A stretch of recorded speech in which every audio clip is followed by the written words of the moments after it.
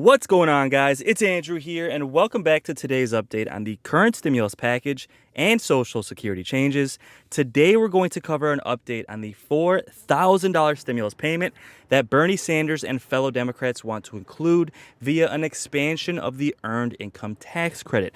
This is something that Representative Gwen Moore from Wisconsin has been pushing.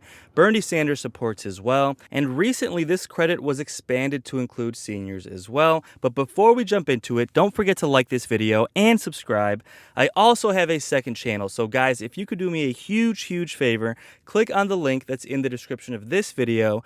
Go ahead and subscribe to my second channel. I'm going to be giving away a stimulus check on that channel just as a thank you for supporting my work. Now, as always on my channel, this video is geared towards seniors and specifically those who are on Social Security, SSI, and SSDI. Now, recently, we've had a lot of good news. Experts think that the COLA adjustment for 2022 will be about 6%, which would add up to over $1,000 per year for the average person on Social Security. We have Bernie Sanders pushing for a $1,000 stimulus check for seniors.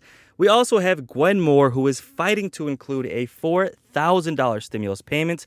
This would be $4,000 for adults and $8,000 for a married couple. Now, the details of this plan is still being worked out, and quite frankly, it's just a proposal. It's still not yet set in stone, but we're hoping that Democrats will include it in the American Family Stimulus Plan. Now, the main question with this stimulus check is whether or not you would have to work. Now, this is similar to the child tax credit. Normally, you would have to work at least somewhat to receive this credit, but Democrats recently changed the rules, so even those parents who don't work at all qualify for the monthly child tax credit stimulus. Now, we're hoping Democrats would do the same thing for this adult tax credit. Now, we'll have to wait and see what happens, but Bernie Sanders just held an interview talking about the need for millionaires and billionaires to pay more in taxes so we can use that money to approve more stimulus and expand Social Security benefits. So let's take a look, see what Bernie Sanders had to say, and let me know your thoughts in the comments below. As we reported earlier, Democrats on the House Ways and Means Committee released a proposal today that would help pay for most of President Biden's $3.5 trillion spending bill.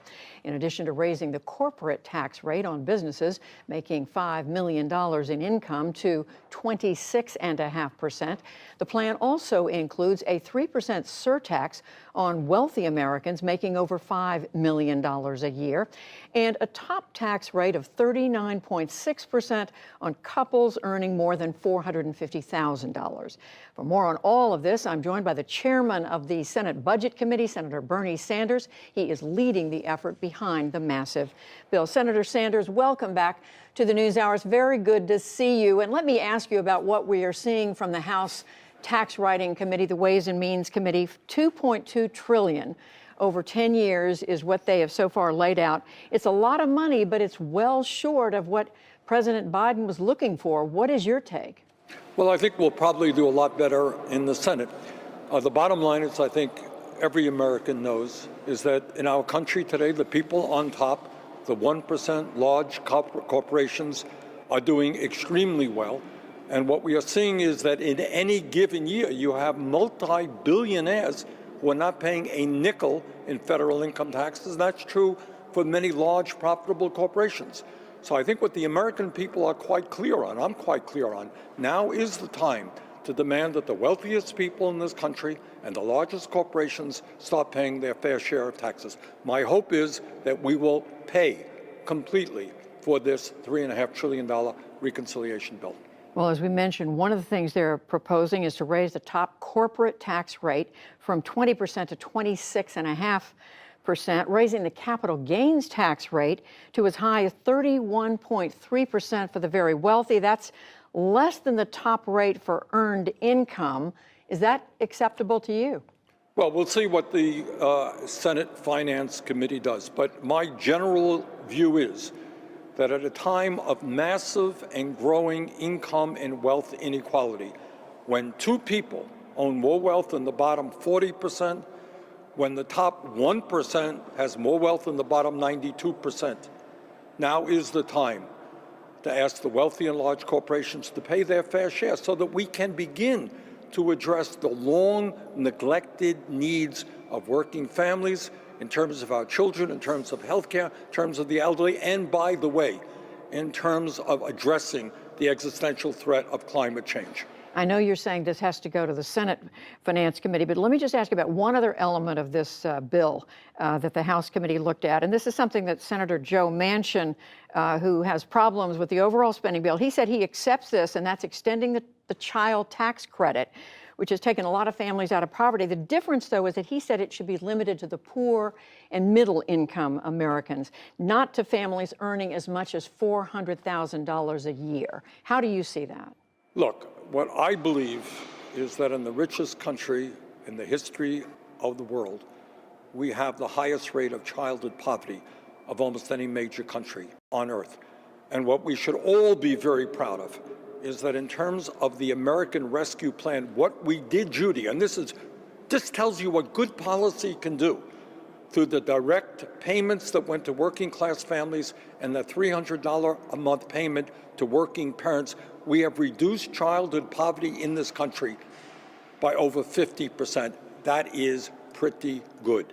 And we've got to make sure that this approach, this direct payment to working parents, continues, because if we do not pass a reconciliation bill that ends in December, and that would be an absolute shame. Well, for the overall spending bill, $3.5 trillion. I know you, President Biden, and many others are saying it's absolutely necessary, but you've now got several members of your own party, Senator Sanders, who are saying it's just too much. Among them, Senator Joe Manchin of West Virginia. It doesn't look right now as if you've got the votes to get that $3.5 trillion passed. Are you prepared to compromise?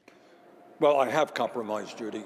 The truth of the matter is I brought forth a budget for $6 trillion, and we need every penny of that, by the way, if we are going to deal with the extraordinary crisis facing this planet in terms of climate change and have the United States lead the world in transforming our energy system. I compromised. I took that and by the way, that $6 trillion budget, I would say, had the support of at least 80% of the Democratic caucus in the Senate. It was what people wanted. I compromised. We took it down to $3.5 trillion.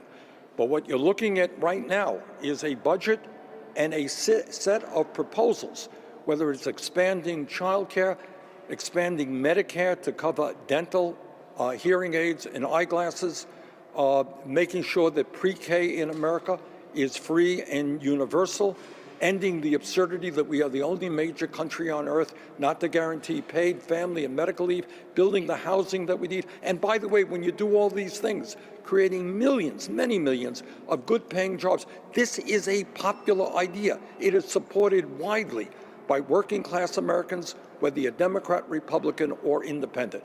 That is the approach, I think, that has got to be finalized. But Senator, my point is, you not only have blanket Republican opposition, they're calling it a socialist wish list, at least Senator McConnell is, but you also have Democrats, as I just mentioned, Senator Manchin and others, who are worried this is too much.